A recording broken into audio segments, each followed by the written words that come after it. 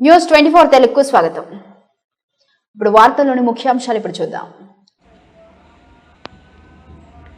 అంగరంగ వైభవంగా శ్రీ కాద్రి లక్ష్మీ నరసింహస్వామి బ్రహ్మోత్సవాలు జరుగుతున్నాయి. బ్రహ్మోత్సవాల్లో భాగంగా అత్యంత వైభవంగా స్వామివారి కళ్యాణోత్సవం నిర్వహించారు. ఈ ఉత్సవాన్ని తిలకించేందుకు పెద్ద ఎత్తున భక్తులు తరలివచ్చారు.